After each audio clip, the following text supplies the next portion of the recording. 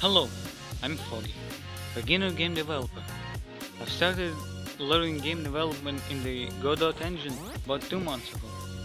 I made a few games, but all of them were 2D, even though I always really wanted to make 3D games. I guess I was just too lazy to get into it. Quite ironically, I started work on my first 3D game just because I was really bored one day. Let me tell you the general idea of the game, since this is the first devlog.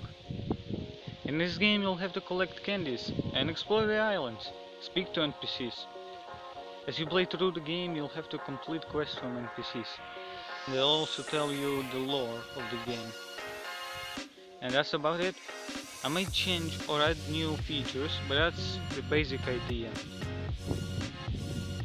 So it all started with the bean. I gave him my own character controller, and it was really bad since it was basically a 2D character controller with a few lines changed, so it works in 3D.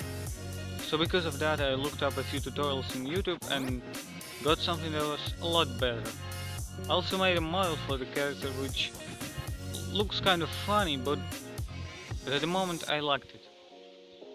I wanted to animate the character, but I quickly realized that I don't know how to animate. So I used the good old Mixamo and got the animations working. Then I started to work on the whole Candy system, which turned out to be not really that hard to write. I'm not that good at explaining code yet, but if you want to see it, here's the code of the Candies.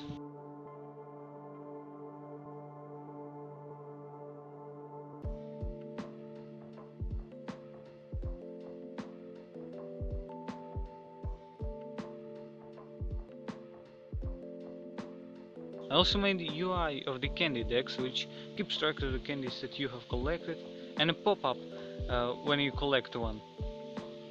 With that, the candy system was basically done. It really didn't take me like a week since I'm a lazy piece of shit, so it was the time to work on the map. I made a simple island base mesh in the Blender and then imported it into Godot. Then made the candy shop, fenced apple trees and the news building. Damn, just look at that keyboard. I was bored and made an opening cutscene in which the candy shop explodes. Because why else would the candies be scattered all over the map? It makes total sense, so please don't ask me any questions. It was time to make NPCs. I started out by creating a character named Newsmaid in Blender. After that, I had to make the dialogue system. And I didn't know if I want to make one myself or use an already made system called Dialogic, which is basically an add-on for Godot. After a bit of thinking, I decided that I would use the Dialogic add-on. It had all the functionality that I needed, so I downloaded it and made the Newsmaid speak to you. Soon after that, I was making the next NPC model in Blender and thought, damn, I really don't like how their faces look. And so I changed the eyes, gave him eyebrows as well as a little nose. And after that it was looking much better, and I liked how this new face looked. So I remade the main character and Newsmaid. I also made them blink, which makes them way less creepy than they were. And that's about it, really. There's still a lot to do, but I'm really happy with how this game is turning out so far. If you have any feedback or questions, then please leave them in the comments. Hopefully I won't forget to make new devlogs, but until then, bye bye.